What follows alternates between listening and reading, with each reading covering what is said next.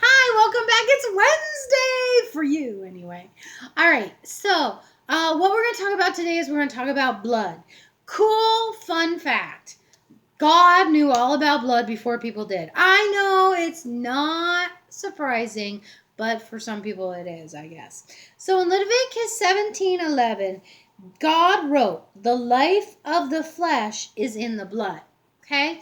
So back in early days, say like when George Washington was alive, okay, the 1700s, they knew that diseases were in the blood, which is kind of accurate. The diseases run around the blood, and the white blood cells kill the diseases.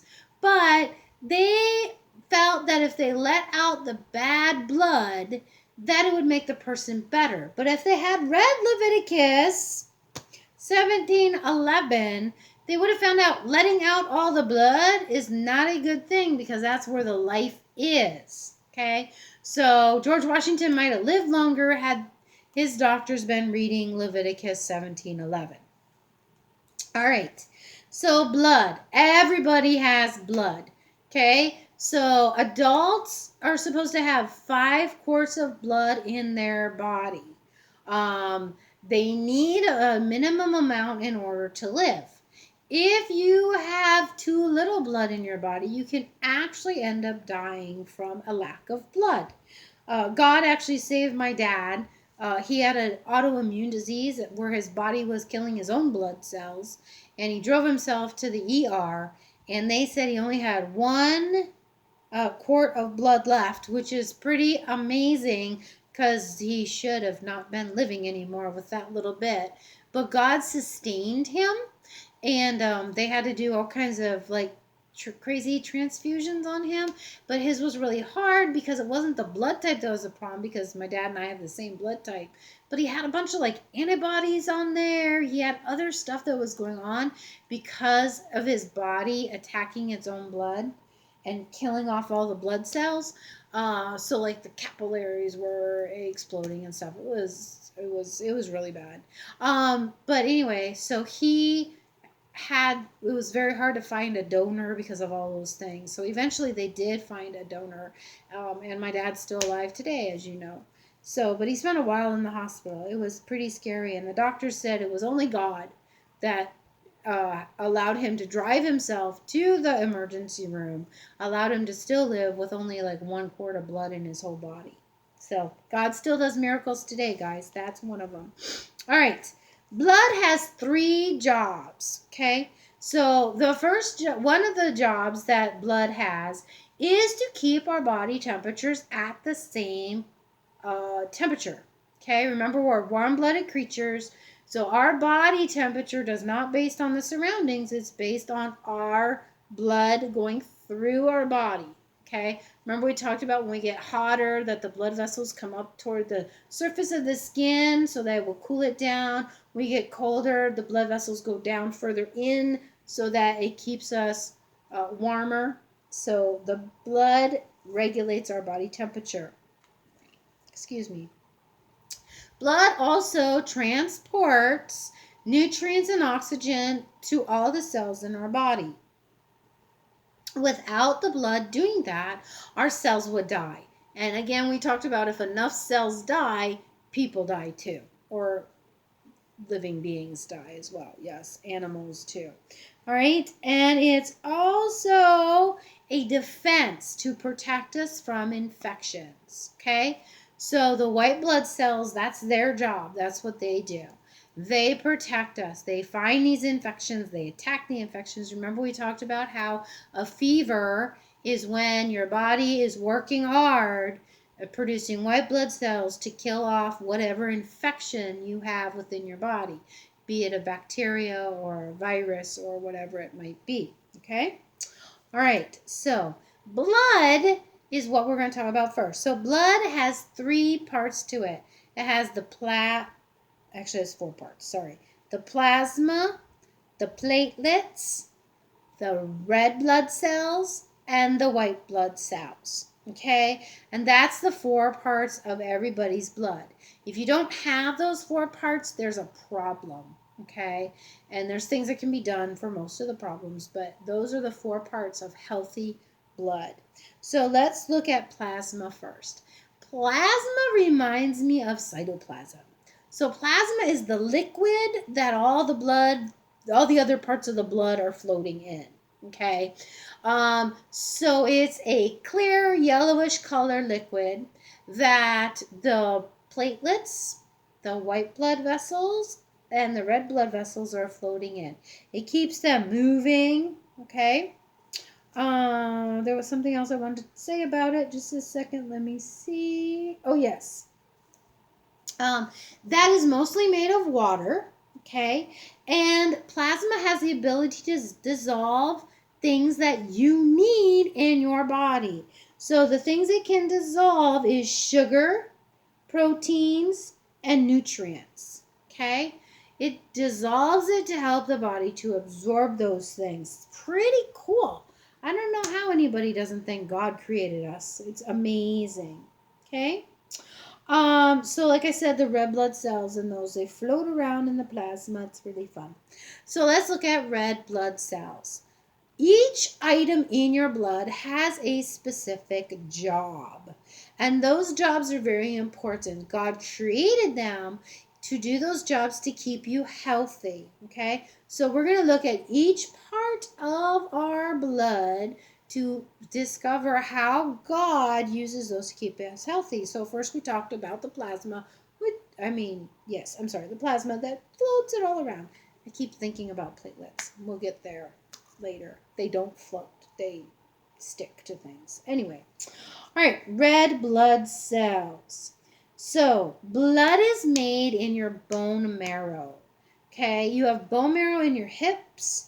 You have bone marrow in your thighs. Okay, it's like in the center of your bones. And in the marrow, the blood is made, and then it goes to other parts of the body to finish developing. All right, that's where most percentage of our blood is made. A little bit of our blood is made in the spleen, which is an organ like in your abdomen area, and in your lymph nodes. You have lymph nodes all over your body, okay? So those are the two places that a little bit of the blood is made, but most of it's made in the bone marrow. It's very important.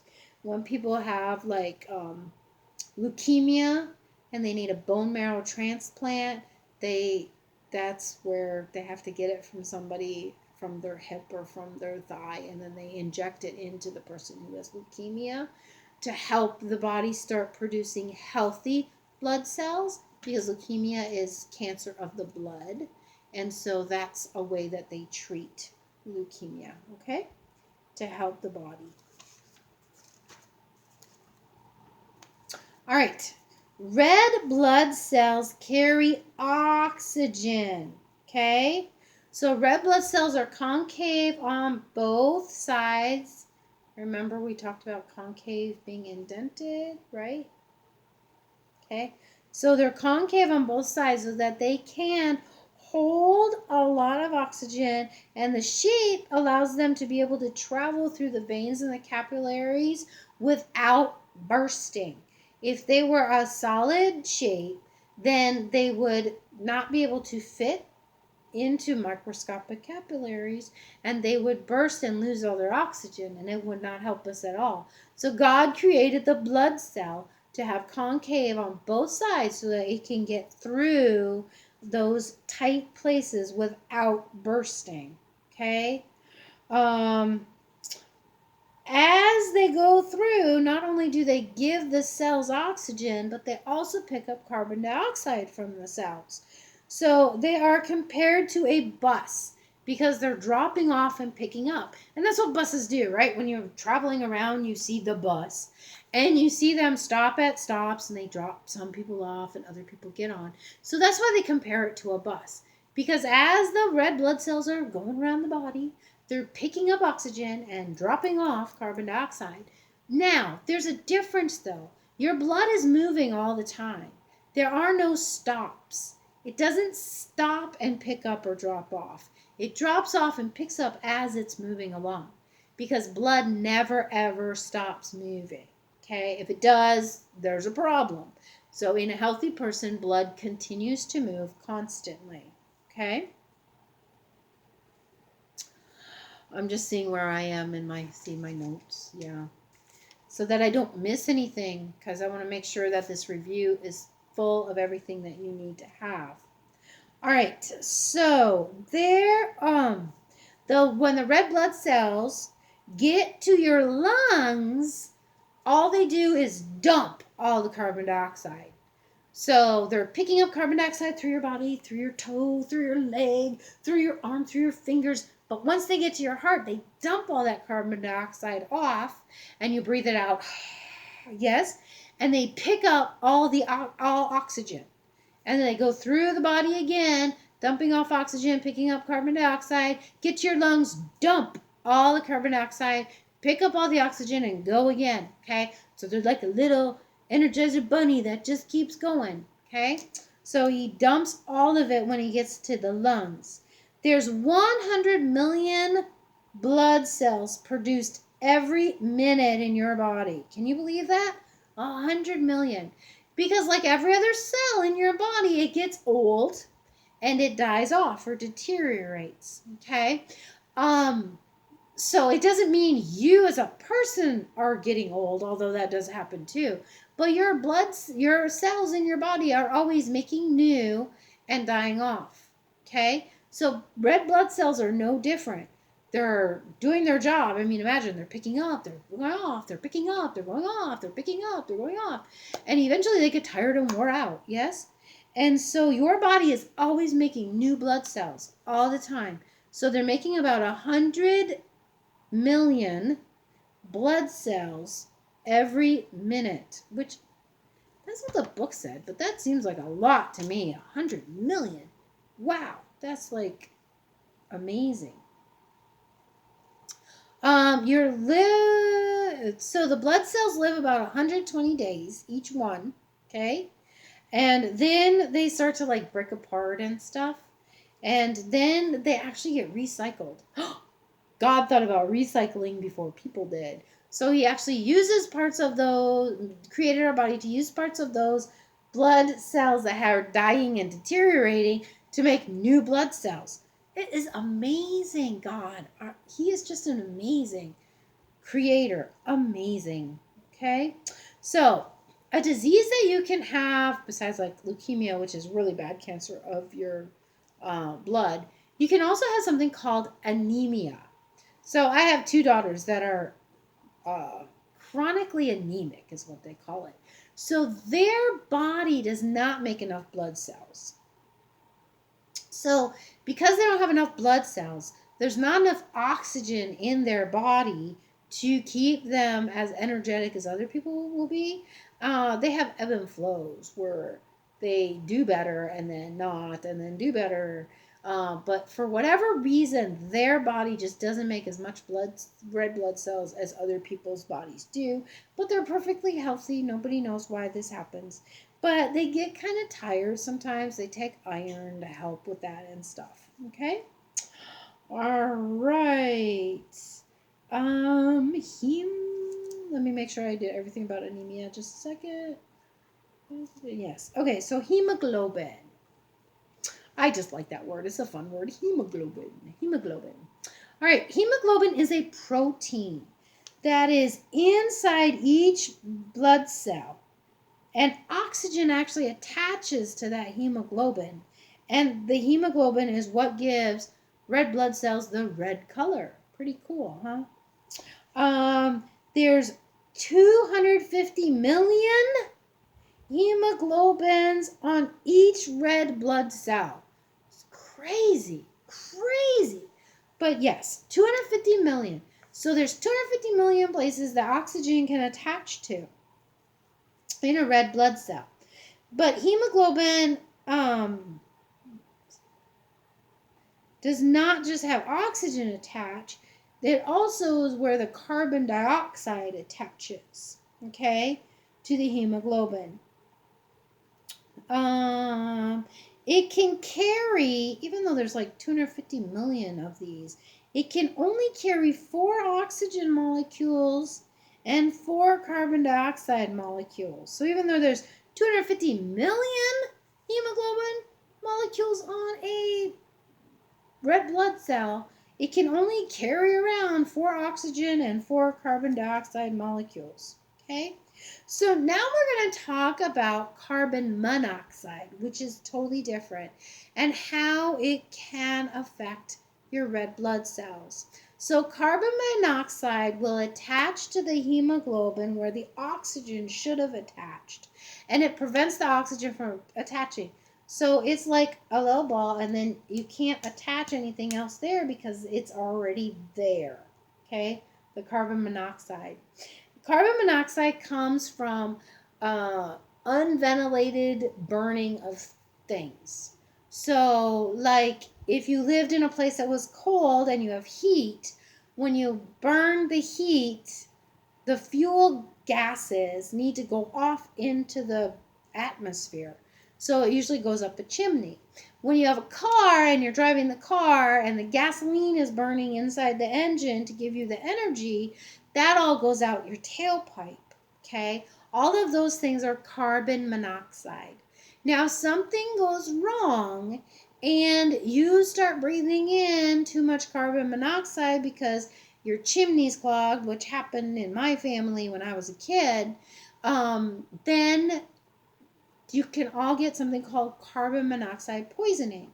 So the carbon monoxide molecules attach to the red blood cells, to the hemoglobin, where the oxygen is supposed to, then the oxygen can't attach and your body can't live without oxygen. So when I was in high school, I would be at home and I'd get this terrible headache. I wasn't getting enough oxygen. And I'd go to school and I'd be fine, and then I'd come home and I'd have a terrible headache. So what we found out was that our chimney was clogged and everybody in the house was getting a headache, but nobody was telling anybody. And God saved us because our furnace went out one day. And they called a man over to fix the furnace, and he's the one who discovered that our chimney was all clogged up. And then we all started saying, oh, hey, I was having headaches. Because in my house, I had a lot of carbon monoxide molecules attaching to the hemoglobin, and the oxygen couldn't attach. But when I left, then all those carbon monoxide molecules dissipated, and the oxygen molecules were able to attach again. So I was fine when I was out of the house. So if that would have kept happening, eventually it can cause you to die because you don't have enough oxygen in your body. So if you're ever like using a space heater that's not electric, but is like gas or oil or something along that line, then you need to be really careful about that. Okay? You need to make sure it's well ventilated. All right, let's continue. Now we're going to look at our white blood cells. White blood cells are our protection against diseases. So there are many types of white blood cells. So some of them recognize germs. Some make chemicals to fight the germs. Some surround and kill the germs. Some absorb the germs. That's what it means, like by surrounding and killing, they like absorb it into them. Okay? And they go where they're needed. So they're kind of like always hunting. Okay? They're looking. They're going through your blood system, and they're looking for any diseases, any bacteria, anything that should not be there. And it goes and they identify it. Ooh, what is this? And then they go, ooh, I know how to get it. And then it kills those germs or those bacteria or those viruses in your body. So God gave you an incredible defense mechanism against these things. And how do they get in? They get in if you like have a cut on your skin, they can get in. They can get in through your nose and your mouth, okay? So God gave you skin, which is our first defense against germs, bacteria, and viruses. If they get through those defenses, then God gave us white blood cells to fight, attack, and kill those things, okay? Sometimes things go crazy in our body. That's what happened with my dad. So his white blood cells were actually killing his red blood cells because they thought that they were invaders, that they were germs or bacteria. So that's what an autoimmune disease is. Your immune system goes crazy and does things it shouldn't do. And that's what happened. Okay? But when you're healthy and everything's working right, then they're just attacking the bad stuff in your blood. I'm sorry. I've been talking a lot today. Okay. Platelets. Platelets are so cool. I think platelets are amazing. God just created these platelets. So platelets are kind of like flat things that run around your blood system. So say you get a cut and they go and they pile on top of each other to make a scab. That scab is for two things. One, it stops the blood from going out. Two, it allows the skin to heal underneath, because remember, the new skin is always being made and pushed to the surface. And it protects you from any other germs, bacteria from getting in through that cut, as long as you leave the scab there. I know some of you pick your scabs off. Not good, because you're not giving your skin time to heal, and you are making another new opening for germs and bacteria and viruses and things to get in. So when you get a scab, leave it there until it falls off on its own, because God created it in a way that it knows when the skin underneath is all good and it can drop off and just leave you with a nice protection against diseases, bacteria, and virus. Okay? All right. They also, there was one other cool thing they did. Something about not letting them leak. Oh, yes. So it does not let your platelets are in your blood vessels, and they will gum together against the end of a blood vessel. If your blood vessel has something going on and it will start leaking, it prevents it from leaking. So it goes on together and then stops leaking. Did you know that a bruise is a broken blood vessel under your skin? So you have bleeding under your skin. That's what a bruise is. And so platelets will go over there too to stop that. Okay? So platelets are like your own personal Band-Aid, both inside your body and outside your body. So don't take the scab off, guys. Leave it there till it falls off on its own. All right? So blood types. There are 4 basic blood types. A, B, AB, and O. Do you know what yours is? Mine's O. I don't know if you guys know, but it's a cool thing to find out. If you don't know, ask your parents. They might know. Blood types were discovered by Karl Landsteiner. He discovered them when he was seeing people get blood transfusions, not understanding why some people got better, some people got sicker. So he discovered that different people have different blood types, and only certain blood types go together. Other blood types fight each other. And so fighting each other is not good, because what happens is, again, your white blood cells go, oh, look, invader, and they go and kill those other blood type cells because they don't go together. So I'm O, so I can give blood to anybody, okay? But I can only get blood from O people. So if you have A blood, you can take my blood. If you have AB, you can take my blood. If you have B, you can take my blood in transfusion. But I can only go with O people. So my dad has O, so he could give me blood. But you, if you don't have O, can't give me blood. So it's kind of cool that I'm a universal donor. Yeah? Well, except for the RH thing. Okay, so RH. That was part of what you were supposed to look up. It's called the Rhinus factor. So Rhinus is a kind of protein that is on red blood cells. Some people. So if you have the Rhinus protein on your red blood cell, then you are called a positive person. That means I have a fun disposition and I'm happy. No. It means that you have the protein, okay? If you don't have the protein, then you are negative. So what they do is they take the letter of what you are, so I'm O, and I have that protein on my red blood cells, so I'm O positive, okay? So I can't give to anybody who's negative. So even though they call me a universal donor, I'm sort of universal, not completely. If I was O negative, I could give to anybody and everybody. Okay? Does that make sense?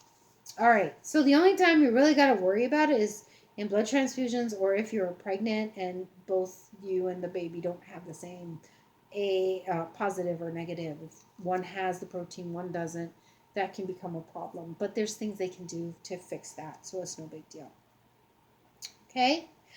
Whether you are A, B, O, that all depends on what kind of proteins and things that you have on your blood, uh, your red blood cells. Okay, it's all based on your red blood cells.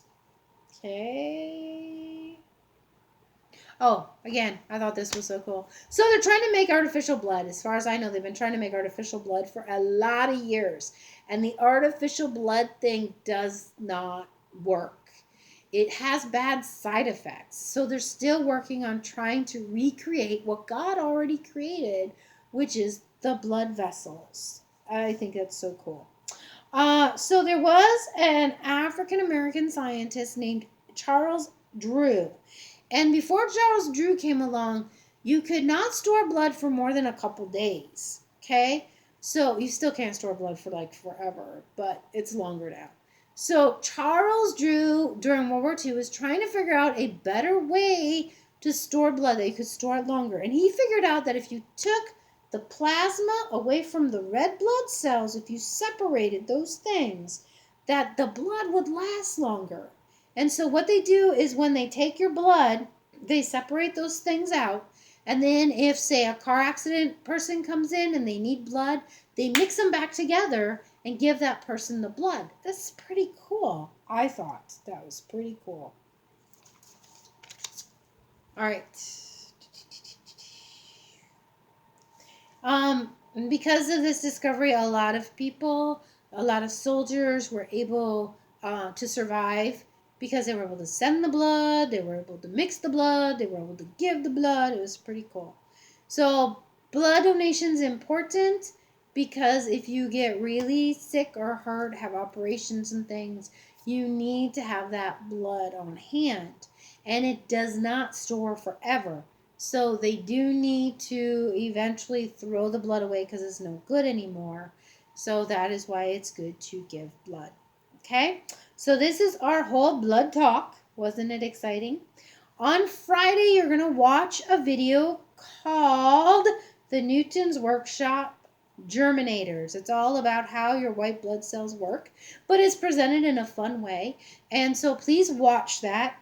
There will be questions after the video, so please make sure you watch the video.